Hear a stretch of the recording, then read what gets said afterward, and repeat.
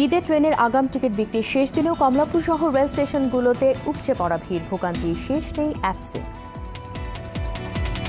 অনলাইনে কোনো server on হয় না, মানে অ্যাপসই পায় না, শুধু পেন্ডিং দেখায়। যদি একটু স্পিড বাড়াইতো তাহলে এই যে ভোগান্তিটা হইতো না। ঈদ সামনে রেখে রাজধানীতে চলছে লক্কর ছক্কর বাস মেরামতের কাজ। বিআরটিসির যাত্রী সেবা নিয়ে ক্ষোভ সড়ক ও সেতু মন্ত্রী। বিআরটিসির গাড়িগুলো এত তাড়াতাড়ি নষ্ট হয়ে যায়, এই কমপ্লেনটা কেন যাচ্ছে? যে গাড়িটা যাদের ডিপোর দায়িত্বে তারা কি এ ব্যাপারে মনোযোগী হবে না? কেরানীগঞ্জে আদালত স্থানান্তরে হাইকোর্টে খালেদার রিট শুনানি কাল। স্বাস্থ্য নিয়ে অপরাজনীতি না করতে বিএনপির প্রতি আহ্বান তথ্যমন্ত্রী।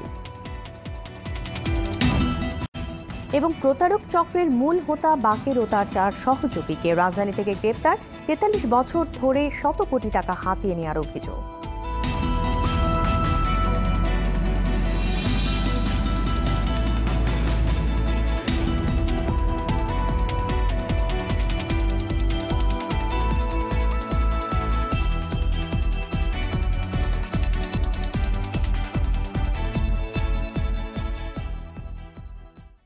আসসালামু আলাইকুম, স্বাগত জানাচ্ছি আরটিভি রাতের সংবাদে। শুনছিলেন মার্কেন্টাইল ব্যাংক সংবাদ শিরোনাম। আপনাদের সঙ্গে আছি আমি কামরুন নাহার রবি। ঈদ উপলক্ষে রেলের আগাম টিকিট বিক্রি শেষ হয়েছে আজ। শেষ দিনে 4 জুনের টিকিট কাটতে কমলাপুর সহ রাজধানীর 5টি স্টেশনে দিনভর ভিড় ছিল।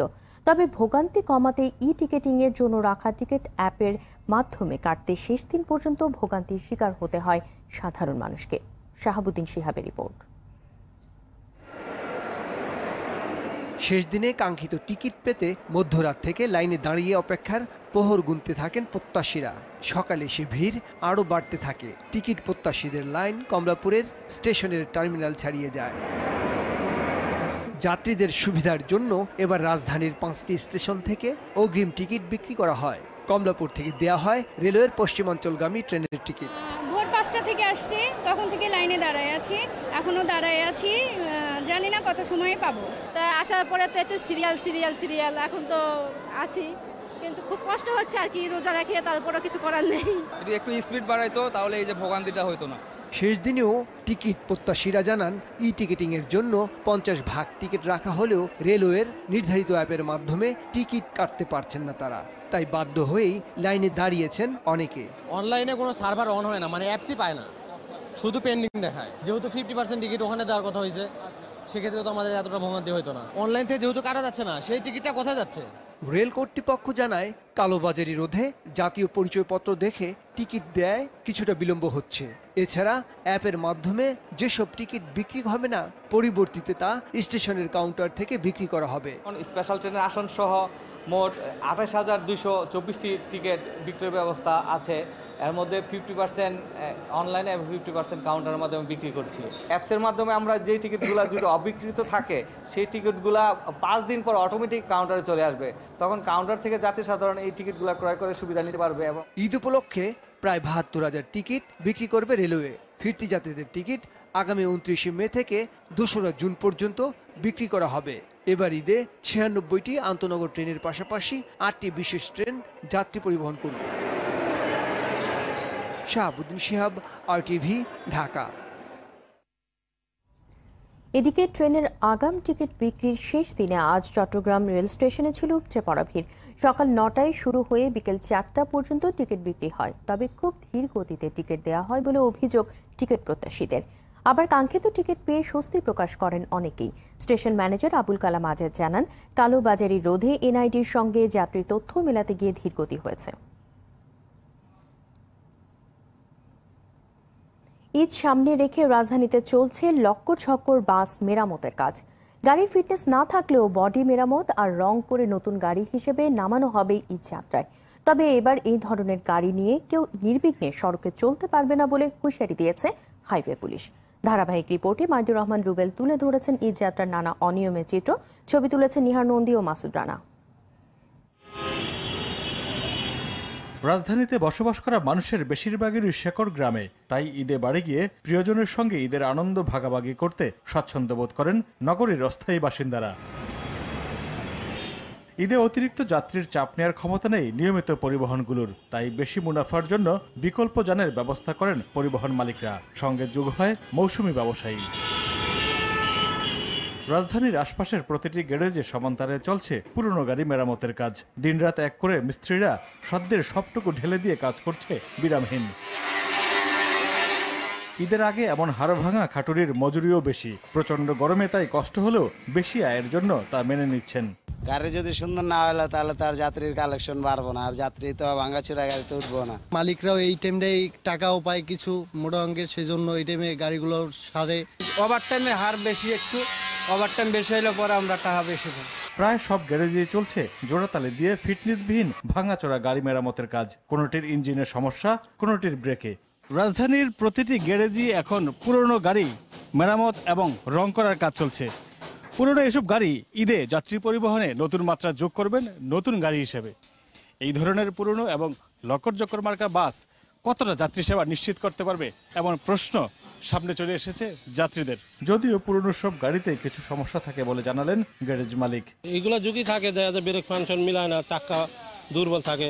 যে অবস্থা পুরান গাড়ি যা কামায় রাস্তায় দেওয়ান লাগে জরিমানা। ফিটনেসবিহীন গাড়ি সড়কে নামালে ডিজিটাল পদ্ধতিতে শনাক্ত করে ব্যবস্থা নেয়ার কথা জানালেন হাইওয়ে পুলিশের এই কর্মকর্তা। ঈদের সময় আমাদের এই আপনার ব্যবস্থাটা আপনার সচল থাকবে, কার্যকর থাকবে।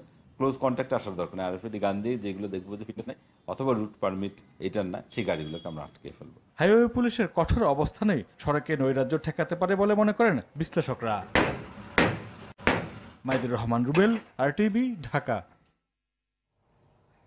ঈদের যাত্রা অনেক সহজ ও স্বস্তির হবে, তবে গাজীপুরে কিছুটা অস্বস্তির কারণ হতে পারে। পরিবহনগুলো যদি শৃঙ্খলা মেনে চলে তাহলে সড়কে যানজট থাকবে না বলে মন্তব্য করেছেন সড়ক পরিবহন ও সেতুমন্ত্রী ওবায়দুল কাদের। সকালে বিআরটিসি ভবনে বিআরটিসি ঈদ স্পেশাল সার্ভিস শীর্ষক পর্যালোচনা ও মতবিনিময়ে অংশ নিয়ে বিআরটিসির সেবা নিয়ে ক্ষোভ প্রকাশ করেন মন্ত্রী। জুবাইর সানি রিপোর্ট। বিআরটিসির বহরে নতুন গাড়ি সংযুক্ত হয়েছে। ঈদের আগে 271টি বাস যুক্ত হবে। 500টি ট্রাকের মধ্যে 480টি চলে এসেছে। নতুন গাড়িগুলো ছাড়াও এবারের ঈদে 1089টি গাড়ি যাত্রী সেবা দেবে বলে জানান পরিবহন ও সেতুমন্ত্রী ওবায়দুল কাদের। বিআরটিসির বাসগুলো কেন এত তাড়াতাড়ি নষ্ট হয়ে যায় সে বিষয়ে ক্ষোভ জানান মন্ত্রী। বিআরটিসির গাড়িগুলো এত তাড়াতাড়ি নষ্ট হয়ে যায়, এত তাড়াতাড়ি বিকৃত চেহারা নেয়, এত তাড়াতাড়ি গ্লাস থাকে না, এই কমপ্লেনটা কেন যাচ্ছে না? যে গাড়িটা যাদের ডিপুর দায়িত্বে এবং ড্রাইভারের, চালকের, সহকারীর দায়িত্ব, তারা কি এ ব্যাপারে মনোযোগী হবেন না? সড়কের অবস্থা অনেকটাই ভালো মন্তব্য করে মন্ত্রী বলেন, পরিবহনগুলো যদি শৃঙ্খলা মেনে চলে তাহলে সড়কে যানজট থাকবে না। রাস্তা এবার আমাদের ইতিহাসে সবচেয়ে ভালো অবস্থায় আছে। এমতো অবস্থায় রাস্তায় যানজট হওয়ার কোনো কারণ নেই যদি পরিবহন নিয়ম কানুন মেনে চলে। 20 মে থেকে বিআরটিসির অগ্রিম টিকিট বিক্রি শুরু হয়েছে এবং 27 মে থেকে স্পেশাল সার্ভিস শুরু হবে। তাই যাত্রী সেবা নিশ্চিত করতে সবাইকে দায়িত্ব নিয়ে কাজ করার আহ্বান জানান মন্ত্রী। জুবাইর সানি, RTV, ঢাকা। এবারে অন্যান্য প্রসঙ্গ। প্রধানমন্ত্রী শেখ হাসিনা বলেছেন, নারীর ক্ষমতায়ন ও সামাজিক নিরাপত্তাকে প্রাধান্য দিয়ে কাজ করছে সরকার। নারীরা যেন অর্থনৈতিকভাবে স্বাবলম্বী হতে পারে সেদিকে গুরুত্ব দেওয়া হচ্ছে। সকালে গণভবনে জয়িতা ফাউন্ডেশনের সভায় এসব কথা বলেন প্রধানমন্ত্রী। তিনি বলেন, ইউনিয়ন পর্যায়ে নারীদের শতভাগ শিক্ষা নিশ্চিত করতে বিনামূল্যে বই ও উপবৃত্তি দেওয়া হচ্ছে। গ্রামীণ ব্যবসা, ক্ষুদ্র ও কুটির শিল্পে নারীদের অংশগ্রহণের সুযোগ দিতে সবার প্রতি আহ্বান জানান প্রধানমন্ত্রী।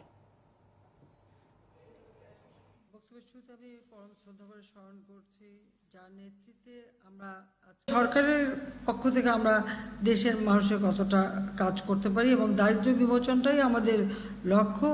আর এই জয়িতাটাও সৃষ্টি, বিশেষ করে মেয়েদেরকে তাদের সংসারে তাদের একটা অবস্থানটা সুদৃঢ় করা, সম্মানজনক করা এবং সেই সাথে তারা যেন নিজের পায়ে দাঁড়াতে পারে, আবার তার পরিবারকেও যেন সহযোগিতা করতে পারে নিজের পায়ে দাঁড়ানোর, সেই সুযোগটা সৃষ্টি করা, এটাই হচ্ছে আমাদের মূল লক্ষ্য।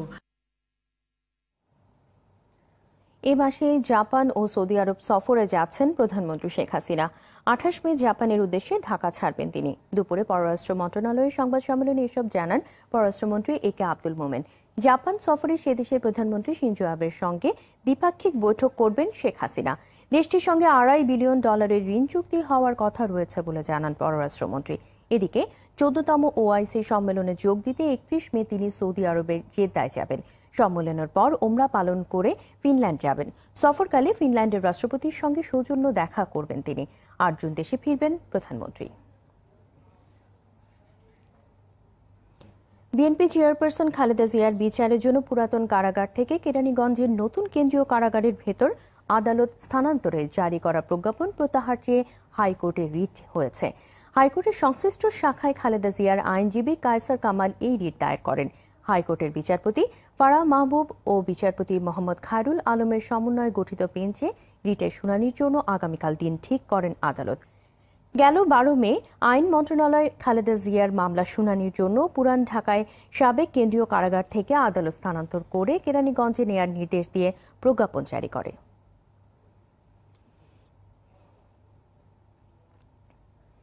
বিএনপি চেয়ারপারসন বেগম খালেদা জিয়ার শারীরিক অবস্থা নিয়ে অপরাজনীতি না করার আহ্বান জানিয়েছেন তথ্যমন্ত্রী ডক্টর হাসান মাহমুদ।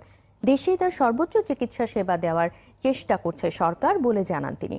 দুপুরে সচিবালয়ের নিজ দফতরে সংবাদপত্র পরিষদের নেতাদের সঙ্গে বৈঠকের পর সাংবাদিকদের সঙ্গে আলাপকালে তিনি এসব কথা জানান। এ সময় তিনি অনলাইন গণমাধ্যমগুলোকে শিগগিরই নিবন্ধনের আওতায় আনার কথা জানান।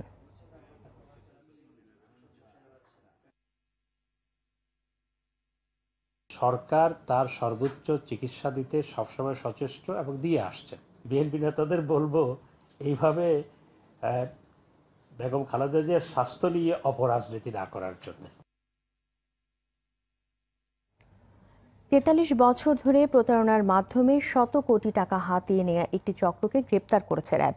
শনিবার রাতে রাজধানীর দারুস সালাম থেকে প্রতারক চক্রের মূল হোতা বাকের ও তার 4 সহযোগীকে গ্রেপ্তার করা হয়। দুপুরে কারওয়ান বাজার মিডিয়া সেন্টারে সংবাদ সম্মেলনে র্যাব চক্রটিকে গ্রেপ্তারের কথা জানায়। খান আলামিনের রিপোর্টে থাকছে বিস্তারিত।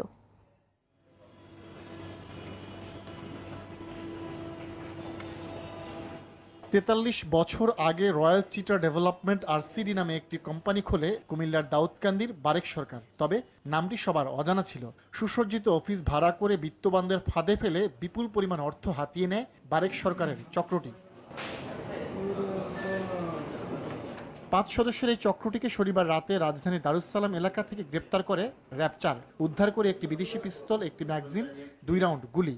বারেক ছাড়া গ্রেপ্তারকৃত অন্যরা হলো জাকির হোসেন, আক্তারুজ্জামান, শাহরিয়ার তাসিম ও হাবিবুর রহমান। রাজধানীর কারওয়ান বাজারে র্যাবের মিডিয়া সেন্টার আয়োজিত সংবাদ সম্মেলনে প্রতারক চক্রের বিস্তারিত তুলে ধরেন র্যাব 4-এর অধিনায়ক মঞ্জুরুল কবির।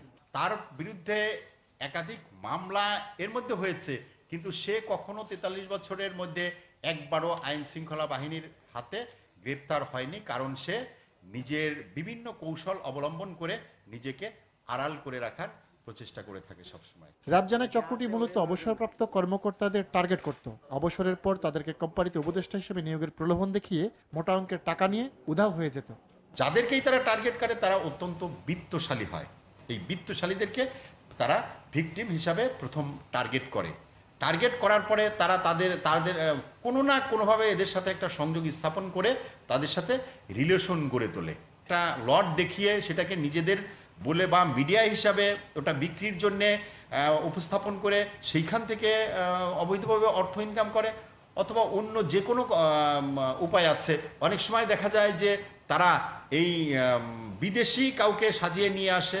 গত 2 মার্চ থেকে রাজধানীর বিভিন্ন এলাকা থেকে এই চক্রের 22 সদস্যকে আটক করার কথা জানায় র্যাব। তাদের তথ্যের ভিত্তিতেই চক্রের মূল হোতা সহ বাকিদের গ্রেপ্তার করা হয়। মিনিমাম 100 কোটি টাকার উপরে তারা অবৈধভাবে ইনকাম করেছে। খান আলামিন, RTV, ঢাকা। প্রধানমন্ত্রী শেখ হাসিনার নেতৃত্বে আওয়ামী লীগ যদি ধারাবাহিকভাবে ক্ষমতায় থাকে, মানুষের জীবনমান উন্নয়নের পাশাপাশি বিশ্বের উন্নত দেশে পরিণত হবে বাংলাদেশ।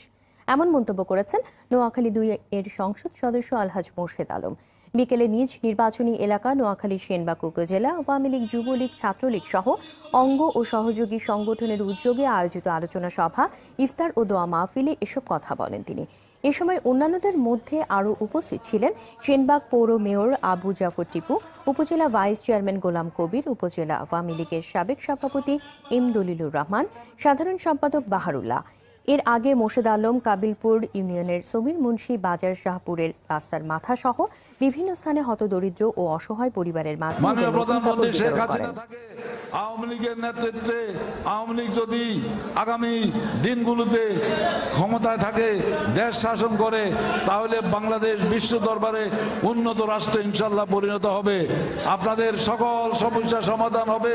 বিদ্যুৎ, রাস্তাঘাট, অবকাঠামো, ফুল, ব্রিজ থেকে আরম্ভ করে সবকিছু হবে আপনাদের ইনশাল্লাহ।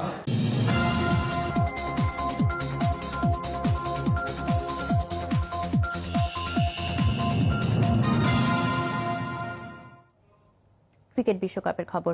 শেষ পর্যন্ত বৃষ্টির কারণে আইসিসি বিশ্বকাপের বাংলাদেশ ও পাকিস্তানের প্রস্তুতি ম্যাচটি মাঠে গড়ালো না।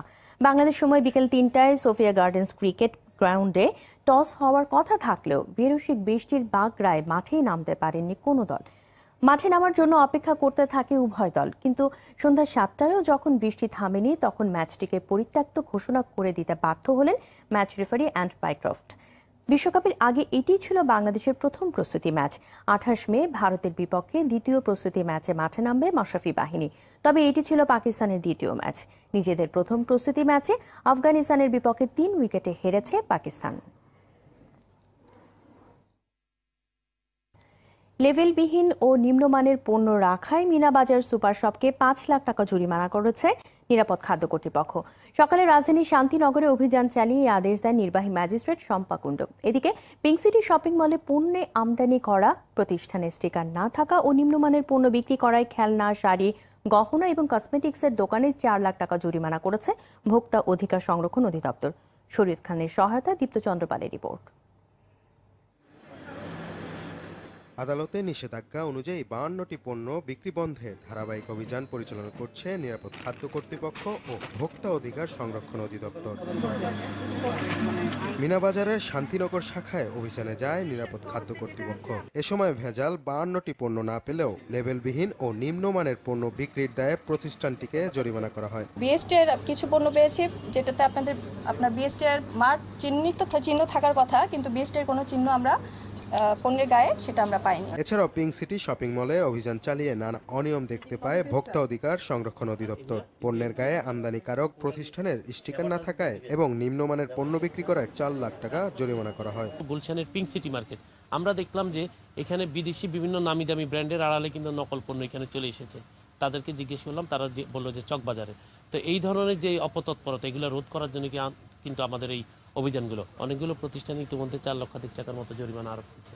অন্যদিকে রাজধানী কালশী মাতবরবাড়ি ফলের আড়তে অভিযান চালিয়ে অপরিপক্ক আম জব্দ করে র্যাব। এ সময় ব্যবসায়ীদের সাবধান এবং পরবর্তীতে এমন আম না আনার আহ্বান জানান র্যাবের নির্বাহী ম্যাজিস্ট্রেট নিজামুদ্দিন আহমেদ। আমরা ব্যবসায়ীদেরকে সরকারের যে সময়সীমা বেঁধে দেওয়া আছে কোনো নির্দিষ্ট জাতের আমের জন্য সেটি সরবরাহ করেছি এবং তাদেরকে আমরা সতর্কও করেছি যে আজকে তো তারা জেনে গেল, এরপরে যদি তারা এই কাজটি অব্যাহত রাখেন তাদেরকে আমরা অর্থদণ্ড এবং কারাদণ্ডের বিধানের আওতার মধ্যে নিয়ে আসব। দীপ্ত চন্দ্রপাল, আরটিভি, ঢাকা। ঢাকাস্থ টাঙ্গাইল জেলা ছাত্রলীগের পক্ষ থেকে ইফতার ও দোয়া মাহফিলের আয়োজন করা হয়েছে। সন্ধ্যায় রাজধানীর তেজগাঁও কলেজের একটি অডিটোরিয়ামে এই ইফতারের আয়োজন করা হয়। অনুষ্ঠানে শাহিন হোসেনের সভাপতিত্বে প্রধান অতিথি ছিলেন টাঙ্গাইল ২ আসনের এমপি তানভীর হাসান ছোটমনির। পরে পথশিশুদের মধ্যে ঈদ বস্ত্র বিতরণ করেন তিনি।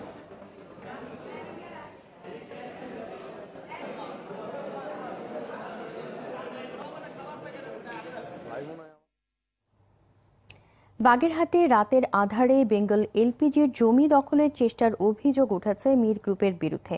শনিবার ভোররাতে মংলা উপজেলার শেলাবুনিয়া গ্রামে একদল দুর্বৃত্ত জমি দখলের চেষ্টা করে। এ সময় বাধা দিলে নিরাপত্তা কর্মীদের মারধর করা হয়। অভিযোগ পেলে আইনি ব্যবস্থা নেওয়া হবে বলে জানিয়েছেন মংলা থানার ওসি। বাগেরহাট প্রতিনিধি এস.এম. শামসুর রহমানের তথ্যচিত্রে আরও জানাচ্ছেন মৌসুমী রহমান। শনিবার ভোরে মির গ্রুপের পক্ষ থেকে ৩ শতাধিক দুর্বৃত্ত লোহার রড নিয়ে বাগেরহাটে বেঙ্গল এলপিজির সীমানায় প্রবেশ করে। এ সময় কয়েকটি এক্সকাভেটর মেশিন দিয়ে মাটি কেটে জমি দখলের চেষ্টা চালান তারা। বেঙ্গল এলপিজির কর্মীরা জানান, নিরাপত্তা কর্মীরা বাধা দিলে তাদের মারধর করে আহত করা হয়। ঘটনার সময় থানা পুলিশকে বারবার ফোন দেয়া হলেও পুলিশ সাড়া দেয়নি। পরে স্থানীয় সংসদ সদস্যের নির্দেশে পুলিশ ঘটনাস্থলে আসে। আমাদেরকে ধাওয়া দিয়েছে, আমরা সব চলে গেছি। আমাদের 3-4টা সিকিউরিটি আহত হয়েছে এবং তারা গালাগালি করছে। তারা শুনে নেয়, তাদের জনবল বেশি ছিল বিধায় তারা আমাদের বেরিবারটা তারা দিয়ে ফেলাইছে রাত্রে। 300-400 লোক নিয়ে অস্ত্রপাতি নিয়ে এবং তারা এগুলো করছে। এছাড়াও আশপাশের কয়েকটি ঘর ও মন্দির ভেঙে ফেলার অভিযোগ করেন সেখানকার ক্ষতিগ্রস্ত পরিবারের সদস্যরা। সীমান্ত নিয়ে কি সমস্যা এটা জানি না, এখন নতুন করে আবার এই আমার ঘরের মধ্যে রাস্তা দেবে এইভাবে হুমকি দিচ্ছে। মোংলা থানার ওসি জানান, খবর পেয়ে স্থানীয় উপজেলা চেয়ারম্যানকে সাথে নিয়ে ঘটনাস্থল পরিদর্শন করেন তিনি। অভিযোগ পেলে প্রয়োজনীয় ব্যবস্থা নেওয়ারও আশ্বাস দেন তিনি। মিউচুয়ালি আন্ডারস্ট্যান্ডিং করে সেটাও করতে পারে, আর আমাদের কাছে কোনো সাহায্য চাই আমরা সেই সাহায্য করার জন্য প্রস্তুত। স্থানীয় উপজেলা চেয়ারম্যানও বলেন, বিষয়টি খতিয়ে দেখার ব্যবস্থা নেওয়া হবে। মৌসুমী রহমান, RTV।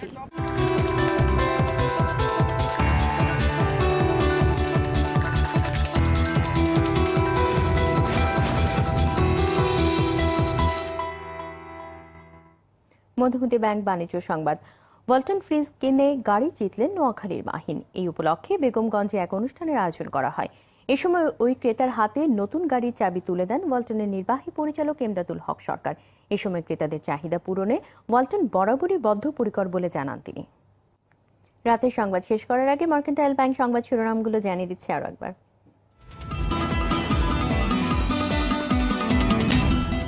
ঈদের ট্রেনের আগাম টিকিট বিক্রির শেষ দিনেও কমলাপুর সহ রেল স্টেশনগুলোতে উপচে পড়া ভিড়, ভোগান্তির শেষ নেই অ্যাপসে। ঈদ সামনে রেখে রাজধানীতে চলছে লক্ষ ছকর বাস মেরামতের কাজ। বিআরটিসির যাত্রী সেবা নিয়ে ক্ষোভ সড়ক ও সেতুমন্ত্রীর। কেরানীগঞ্জে আদালত স্থানান্তরে হাইকোর্টে খালেদার রিট শুনানি কাল। স্বাস্থ্য নিয়ে অপরাজনীতি না করতে বিএনপির প্রতি আহ্বান তথ্যমন্ত্রীর। এবং প্রতারক চক্রের মূল হোতা বাকের ও তার 4 সহযোগীকে রাজধানী থেকে গ্রেপ্তার। 43 বছর ধরে শত কোটি টাকা হাতিয়ে নেওয়ার অভিযোগ।